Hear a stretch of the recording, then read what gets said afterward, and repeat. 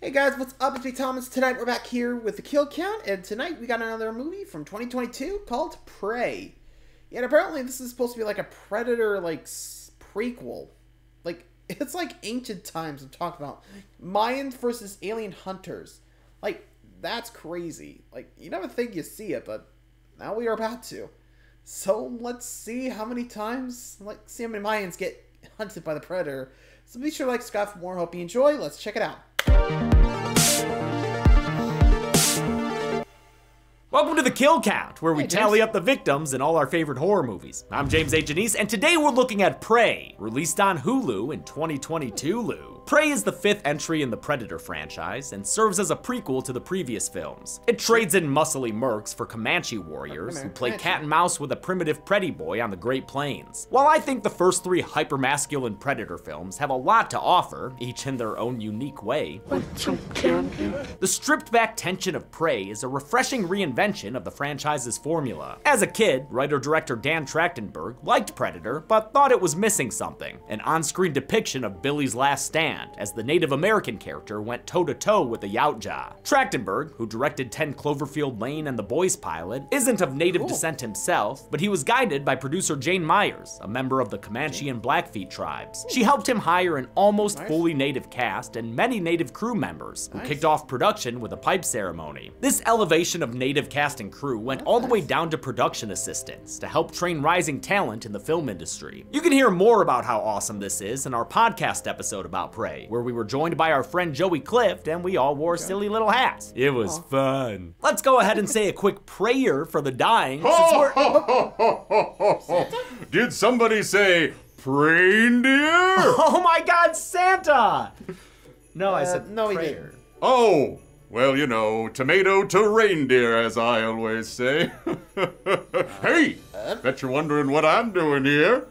I have a gift for you. Ooh, really? What? Of education! Thanks to our sponsor, NordVPN. Did you know that during the holidays, you have to be extra careful with your cybersecurity? Oh, yeah, definitely, Santa. Because there are things like man-in-the-middle attacks, where people use seemingly safe free Wi-Fi to collect your data. That's right, my lad. And do you know how to prevent these attacks?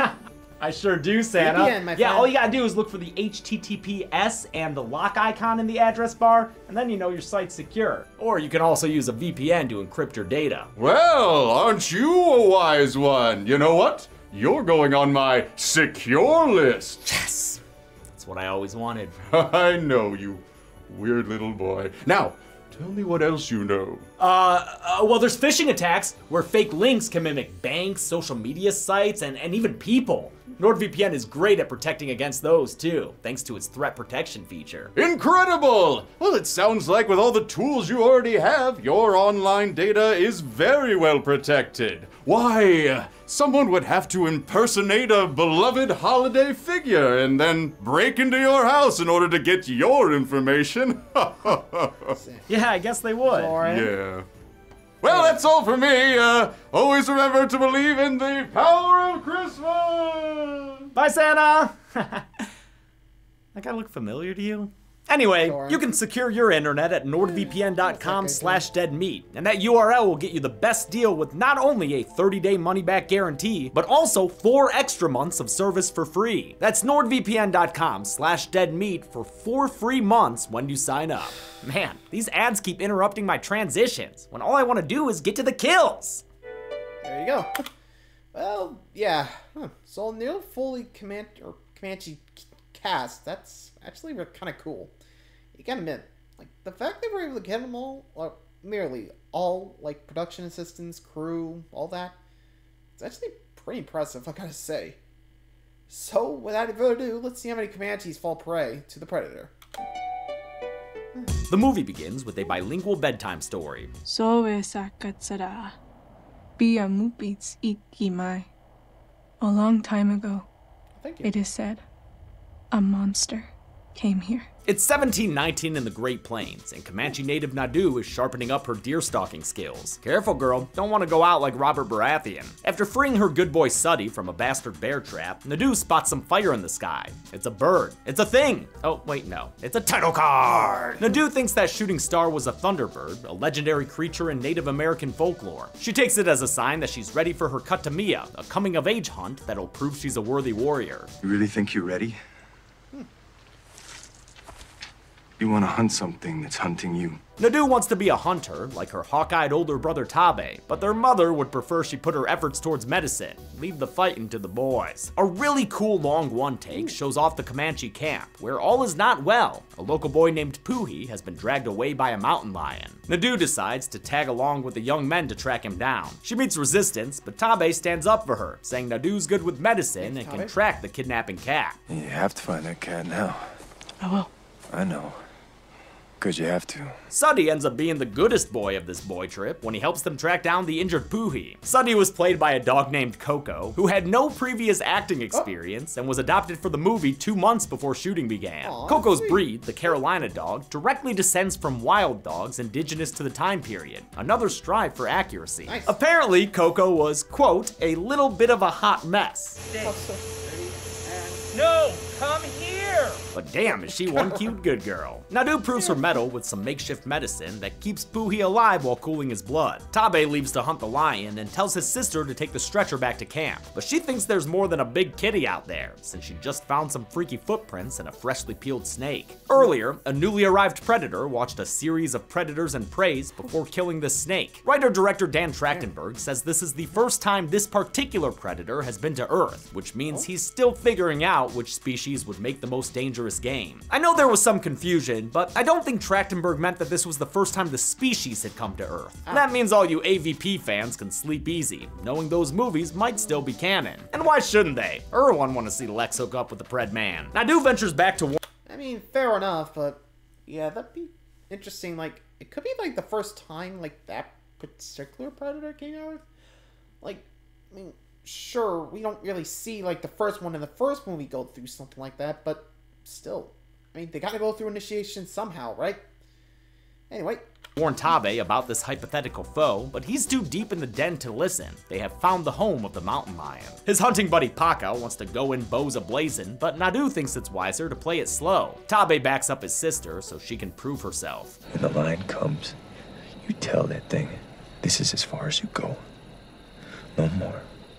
This is it. Tabe prepares a meaty morsel as bait, while Nadu and Paka prepare an ambush in the trees. Paka talks smack for a bit before a cat gets his tongue, killing him off screen and forcing Nadu into single-player mode. She holds her own for a bit, but gets distracted by an alien observer, causing her to fall and get knocked down for the count. Nadu wakes up next to her mother, having been carried all the way back home by her brother. He's gone ahead and slain the lion by himself, earning him respect from his elders and a brand new title. Ladies and gentlemen, your winner and new War Chief of the tribe, Tabe! Nadu's still convinced there's more dangerous game in the wilderness, but Tabe tells her she's not ready to track it down on her own. Like many a rebellious young sibling, Nadu is determined to prove her brother wrong, and heads into the wilderness with her partner in crime. Prey is full of beautiful landscape shots, with untarnished nature as far as the eye can see. It was shot in Alberta, Canada, on the Stoney Nakoda First Nation Reserve. Nadu's actor Amber Midthunder cherished the experience to be around tribes similar to her own. I'm Assiniboine Sioux, or I'm Lakota, Nakota, and Dakota, so my reservation is in Montana, but I grew up in New Mexico. So the tribes down there are not anything like my culture, because I was raised still like with my culture and with my traditions and stuff. So to be shooting in a place where the people there have the same or like similar culture to me was like such a huge gift. Trachtenberg and cinematographer Jeff Cutter aimed for a naturalistic lighting so they could, quote, let the beauty speak for itself. For night shoots, they'd mostly light the cast with their own torches, though for some wider shots, they'd brilliantly add LED strips to add more definition to their faces. Nadu upgrades her axes with rustic rope and goes about gathering intel about the mystery monster. The classic fluorescent predator blood was made by combining glow stick juice and KY jelly. Talk about a wild night. Nadu discovers a field full of skinned bison, and at first you might think it's the Pretty Boys doing, since them Yautja always seem to have a flaying fetish. But Nadu finds the butt of a cigar nearby, and everyone knows Predator more of a hookah guy. This slaughter was because of non-indigenous hunters, much like the real-life near extinction of the bison. Predhead's still on the prowl, doing more research about the food chain. He picks a fight with a wabbit-hunting wolf, who tussles hard enough to earn the honor of a signature spine ripping. This sequence was added late in the schedule and filmed near Los Angeles. The Rocky Mountains in the background are digital effects. The Predator pockets the pooch's skull as a souvenir and re-camos before leaving his little hunting cave. While tracking the Predman, Nadu walks into some mud that's basically quicksand, #1 danger in Kid Brains and Sega Genesis games. In the nail-biting scene, she just barely manages to pull herself out before becoming a mud mummy. She washes off by a creek where she discovers a big brown bear. I know some people complained about the CG animals in Prey, but I don't think they look bad. And besides, it keeps real animals from having to be on set. No one wants to be on set, it sucks. VFX Studio MPC created the animals and more than 600 digital shots for Prey, working under VFX supervisor Chris Uyedi. A busted bow attracts the bear's attention, and Nadu is forced to take cover inside a beaver dam. Before the bear can turn her into a Leonardo DiCaprio, it's baited into battle with an invisible foe. The cloaked predator makes grisly work of the bear, gutting it while holding it overhead. Fuck yeah! A terrified Nadu nopes out of there and rides the river to greener pastures. Nadu's played by Amber Midthunder, though there ain't nothing mid about her. She's the perfect person to tell the David vs. Goliath story Trachtenberg wanted to tell, in contrast to the Goliath vs. Goliath story of the original. Her audition involved a physical obstacle course element, and she wound up doing many stunts on her own, like going down this actual ice-cold river. But it wasn't just her physicality. Midthunder had to be emotive too. We prepared a scene in English and then Comanche, and then he asked me to do it without words. Oh, nice. He was like, I don't know, this might be really weird, this might be really bad, but don't say anything, but do the whole scene. Obviously, she killed it. Her face acting is phenomenal. Back on dry land, Nadu runs into a group of Tabe's friends who have been out looking for her. She tells them about the thing that looked like a monster and killed a bear. They're total buttheads in response. How come it didn't kill you? How come it didn't kill you? She refuses to go back home, intent on tracking down the predator, but she's rebuffed and battered by the band of boys. Balls. Nadu's tied up and disarmed, leaving her vulnerable when the group hears a familiar clicking sound.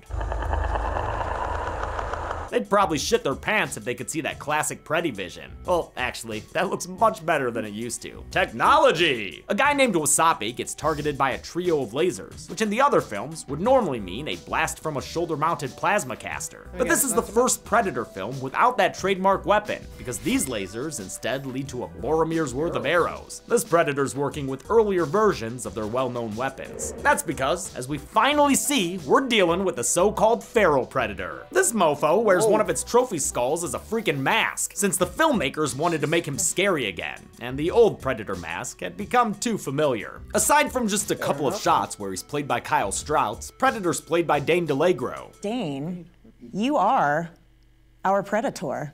I am. Not a good pickup line.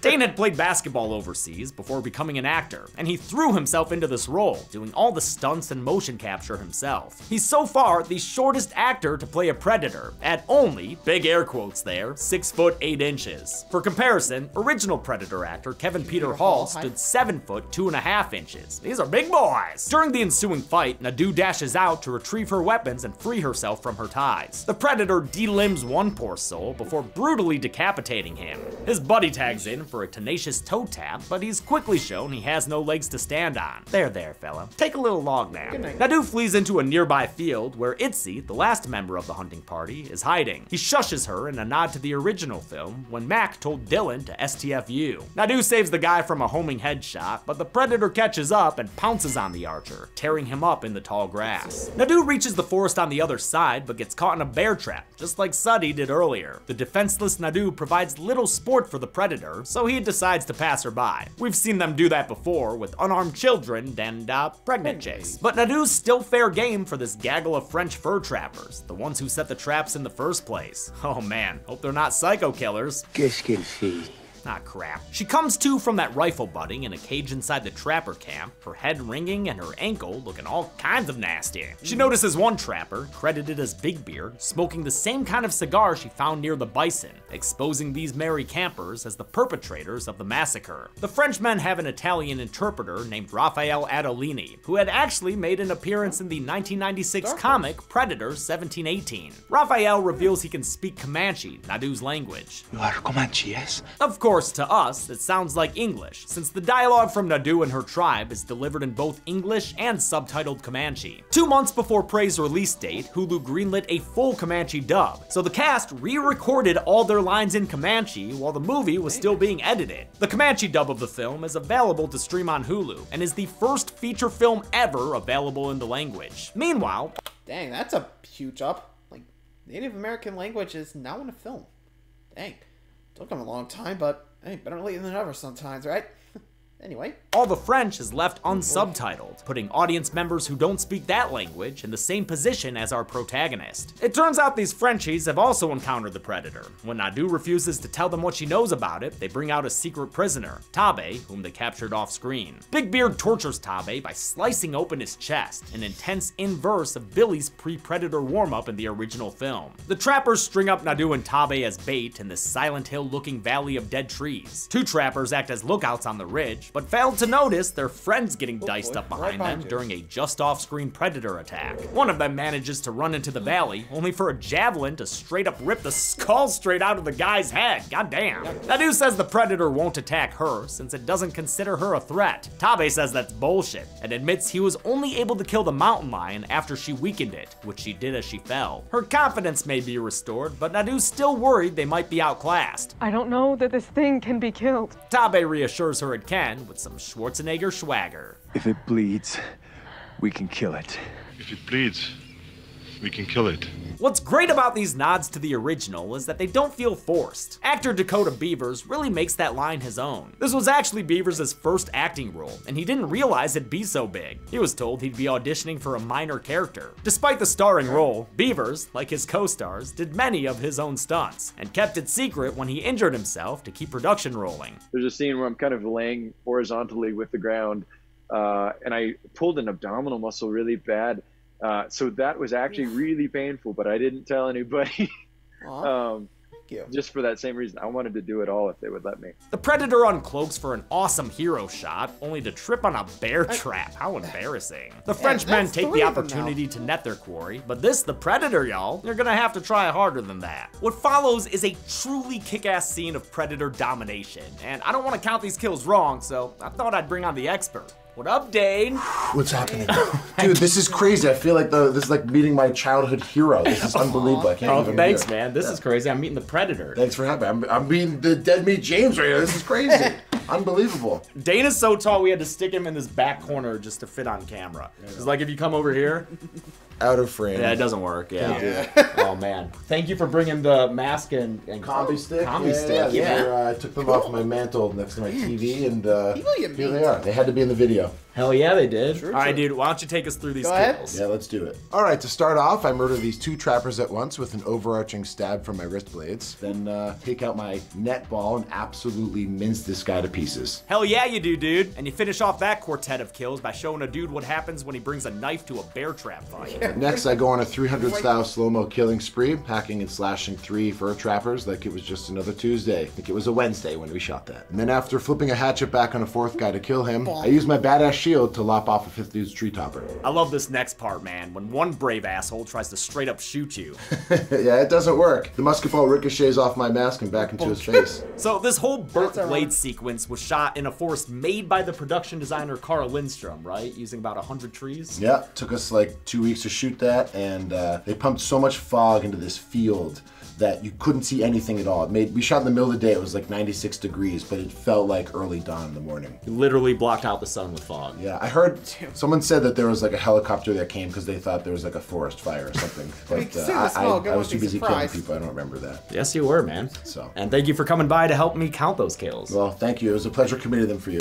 All right, have that on video now. I appreciate that. Bye, Dane. See ya. Thank you, Dane. Pretty Boy gets tired of grinding XP, so he decides to end this excursion with a new toy. These Fléchette discs were practical creations that were then animated by the VFX team. Trachtenberg considers them a precursor of the nuclear wrist bomb. Big Beard wisens up and runs away from the floating death discs, an instinct severely missing in his compatriots. They're dispatched off screen with some screaming and a laser light show. Nadu uses her noggin and frees herself and her brother with a nearby bear trap. The siblings decide to separate, with Tabe leaving to wrangle some horses, while Nadu heads back to the camp for her dog, who was captured by the trappers earlier. Nadu sneaks her way back into the trappers' camp, stopping Red Pirate Roberts here from turning this into a John Wick movie. We get an awesome one-take fight scene, during which Nadu scores 4 kills herself, 1 brain skewering, as well as 1, 2, 3 death blows from her hatchet on a string. Damn, Nadu, you should patent that thing. She frees Suddy and then patches herself up, which the Predator is also doing back in the valley. Just put a little band-aid on it, buddy. It'll be alright. Prey's version of the Predator was achieved through a combination of a practical costume and a little bit of CGI. The practical effects were headed by Tom Woodruff Jr. and Alec Gillis of ADI, or Amalgamated Dynamics Inc. These two and their company have done so many movies that have been on this show. Notably, they've been with the Alien series since part 3, with Woodruff donning the xenomorph costume on various occasions. Here, Dane's wearing a heavy-duty mask and latex suit. The head was sculpted by Joey Orozco, who also did the Wolf Predator in AVP. Thing weighed about 11 pounds. Oh my god, that thing is huge! You wore that on your face?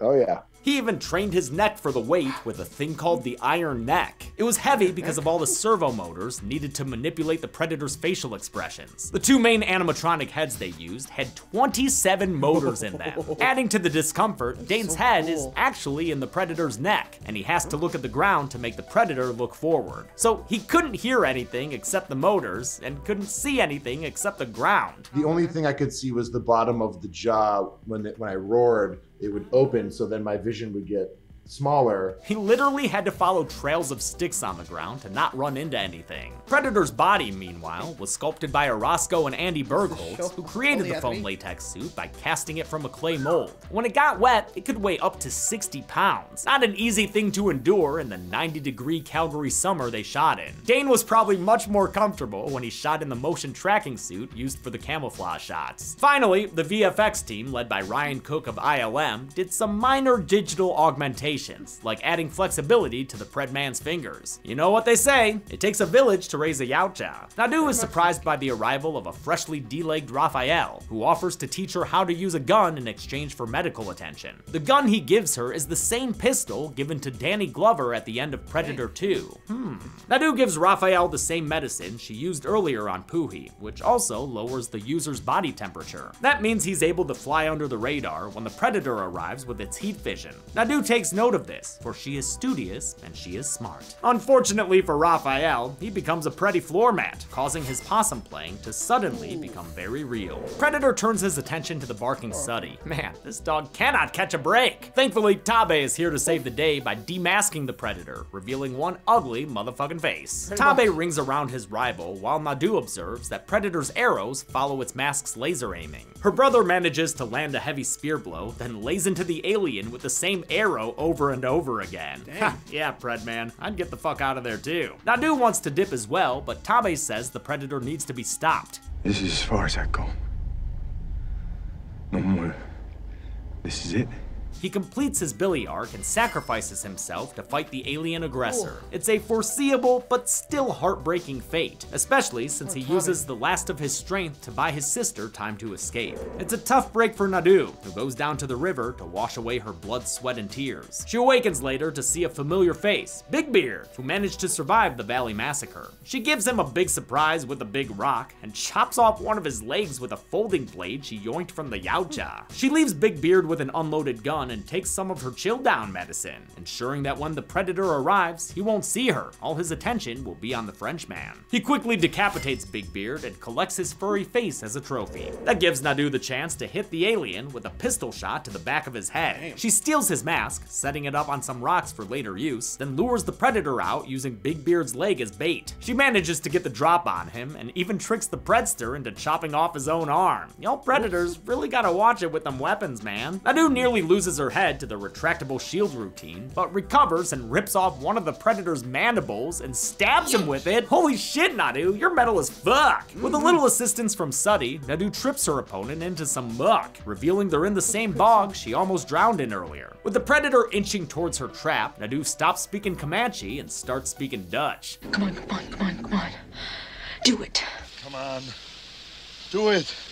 Do it! We see that this is where she set up Pretty Boy's helmet, and that she's determined to follow her brother's mantra. This is as far as you go. No more. This is it. When the predator fires an arrow at her, it follows the laser tracking and is returned to sender, putting down this one alien invasion. Nadu celebrates her victory with a war cry. A glow stick covered Nadu makes her way back to camp, the predator's head editor clutched in her hand. She shows them Raphael's pistol and warns of incoming danger, and the movie ends with her mother looking on as she's declared the tribe's new war chief. How many people were laid to a rustic rest in this unplugged predator movie? Let's find out and get to the numbers. Oh. Dane, quit fooling around, man. Sorry, dude, I couldn't help myself. That's all right. Hey, I'm actually feeling kind of tired. Could you just, like, carry me to the numbers? Yeah, sure. Okay. Aw. Careful, don't knock anything over. I counted 32 kills in Prey, consisting of 31 human male victims and 1 big bad predator. That gives us this period pie chart. And although that may seem like a lot of kills, it actually falls short of most of the other Predator films. It's also fewer than the second Alien vs. Predators, while tying the number of victims in the first. With a runtime of 100 minutes, that left us with a kill on average every 3.13 minutes. 313! I'll give the Golden Chainsaw for coolest kill to that shield decapitation. It was a brutal and creative use of a new old favorite weapon. Dual Machete for lamest kill will go to Paca, since it's an off-screen kill that wasn't even done by a Predator. Tough luck, dude. And that's it. Prey was released in 2022 to well-deserved acclaim, and hopefully signals a new direction for the franchise. Let's see a samurai version. Next week we're getting Christmassy with Gremlins, but until then, I'm James A. Janice. This has been the Kill Count. Thanks a lot for watching this kill. Alright, next week we're going to Gremlins, finally.